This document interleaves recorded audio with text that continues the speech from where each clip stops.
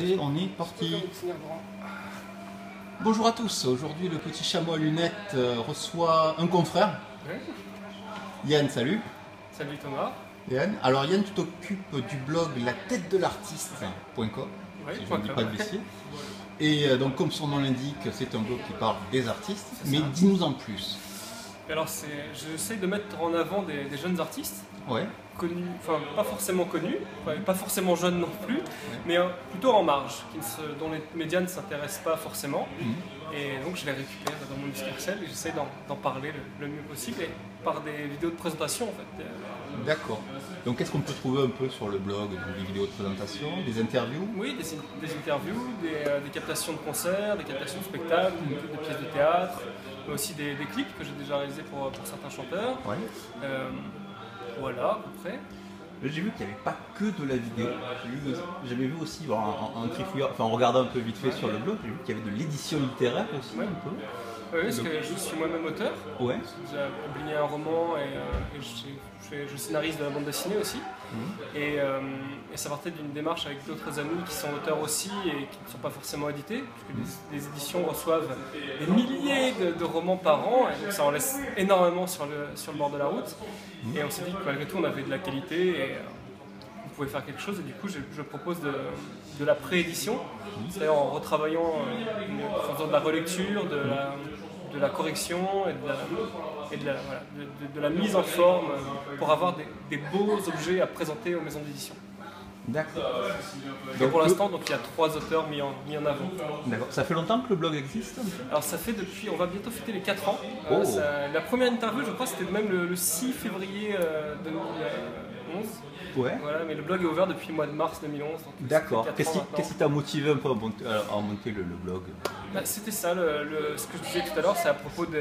Mettre un projecteur. Voilà, mettre en avant certains artistes qui le méritent. Ouais.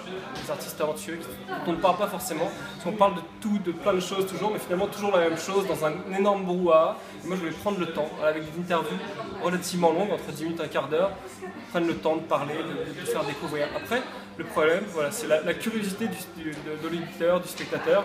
Sera-t-il capable d'apprendre? Je me dis que voilà, si je sais pas moi de m'abaisser au standard actuel, qui sont des micro-interviews que tu peux faire, ou des petites chroniques, non, je prends le temps de faire. Donc tu te poses, c'est vrai qu'on voit des interviews posées un peu. Voilà. Et dis-moi, avant de monter le blog, tu avais fait quelque chose un peu en rapport avec les blogs, ou bien tu viens d'un univers complètement différent? Je participais à un blog culturel qui s'appelle toujours orpheomundi.fr. Ouais. Un site pareil où on était plein d'auteurs, d'illustrateurs, de poètes, et donc on parlait d'art, de notre vision de l'art. Et c'est d'ailleurs pour ce blog que j'avais fait ma première interview d'Émilie Réan, une artiste plasticienne. Et du coup après j'ai voulu en faire d'autres, et là je me suis dit bon bah je vais me lancer à mon compte. Voilà. Que tu ne fasses pas tomber les trucs. Voilà. Ouais, c'est plutôt pas mal. Et donc ça c'était le début. Et sur l'avenir du blog, tu le sens comment à peu près? Tu veux continuer comme ça les chroniques, ou tu as peut-être un objectif à terme? En fait, là je suis dans une phase je vais me lancer à grande échelle. Donc j'ai enfin déposé un projet d'émission télé à la Société des auteurs multimédia. Et je viens d'envoyer le projet à quelques maisons, quelques boîtes de production. Voilà. Normalement, prochaine étape, ça serait la télévision, mais là avec des pincettes. Voilà. Avec des pincettes. On va se pencher un peu sur les interviews, parce que finalement c'est l'activité centrale du blog. Comment tu les sélectionnes un peu? Comment tu trouves les artistes? Qu'est-ce qui t'intéresse? Est-ce qu'il y a un truc tu les vois, il y a un truc qui t'intéresse, ou bien au contraire c'est au pif, c'est comme ça vient? Il faut qu'il y ait un coup de cœur. Ouais. Malgré tout, j'interviewe en fonction la plupart du temps de mes goûts personnels. Voilà. Donc ça reste, par exemple pour les chanteurs, ça reste plutôt des rockers. Mais c'est vrai que j'essaie de m'ouvrir de plus en plus à d'autres genres musicaux. Mais en tout cas ça reste en fonction de mes goûts personnels la plupart du temps. Mais on peut trouver en tout cas des chanteurs, des auteurs, déjà eu des danseurs. D'accord. Donc oui, tu ne t'arrêtes pas. Et comment est-ce que tu prépares tes interviews une fois que tu as trouvé ton artiste? J'essaie de documenter le mieux possible sur la Documenter personne le mieux possible, interviewée, voilà, comme tout le monde devrait le faire. Ouais. Et j'ai une partie dans les interviews. Le début, c'est de la présentation de l'artiste classique, voilà, de son actualité, de ce qu'il a fait avant.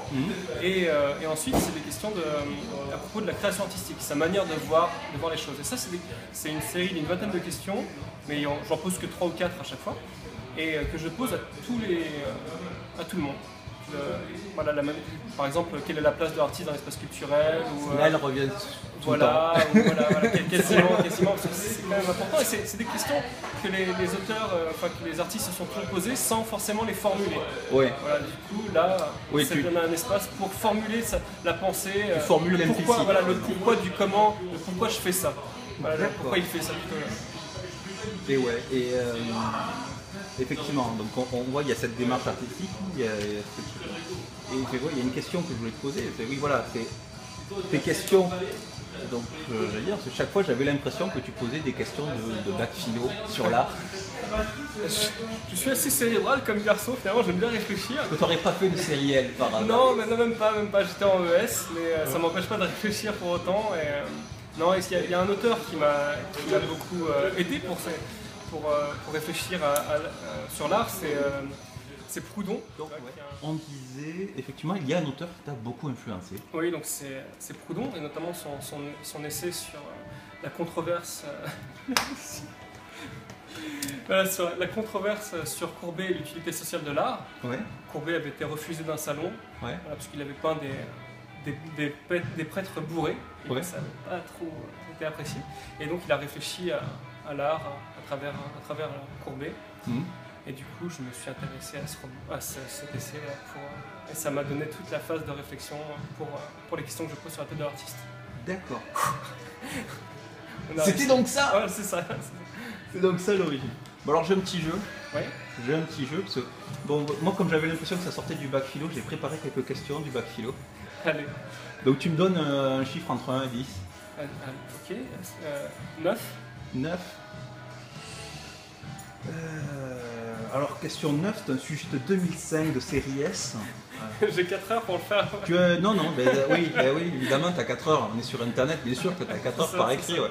Tout le monde va le lire. Voilà. La sensibilité aux œuvres d'art demande-t-elle d'être éduquée? Non, absolument pas. Pour moi, l'art est populaire. On peut observer une œuvre avec plein de sensibilités différentes. On ne verra pas la même chose dans l'œuvre, mais en tout cas, on va la ressentir quoi qu'il arrive. D'accord. J'ai été de faire court. Super. Lapidaire, le mec. Ça a été tellement court qu'on peut s'en permettre une autre. Ouais. Allez, vite fait, un autre chiffre. 7. 7. Les œuvres d'art sont-elles des réalités comme les autres? Alors là, par contre, on voit le niveau, tu vois, de la série L 2007. Là, on monte un peu en gamme. Alors attends, refais-la moi les œuvres d'art sont-elles des réalités comme les autres? Non, absolument pas, parce que c'est la réalité telle que le voit l'auteur, le peintre. Donc c'est une réalité transcendée avec la vision de l'auteur. Du coup, c'est pour ça qu'après, chacun la voit comme il veut. Il n'y a pas de manière de montrer ce que ça veut dire ou pas. Bien. Et du coup, une dernière question. Allez. Bon, alors tu as l'habitude de poser la question, quelle est la place de l'artiste dans l'espace culturel? Bon, moi je vais te demander quelle est la place du blogueur dans l'espace culturel, parce que du coup... La place du blogueur dans l'espace culturel, elle est importante, parce que les blogueurs sont là pour faire circuler des informations. Mon blog notamment part sur cette idée de partage et de diffusion et de curiosité.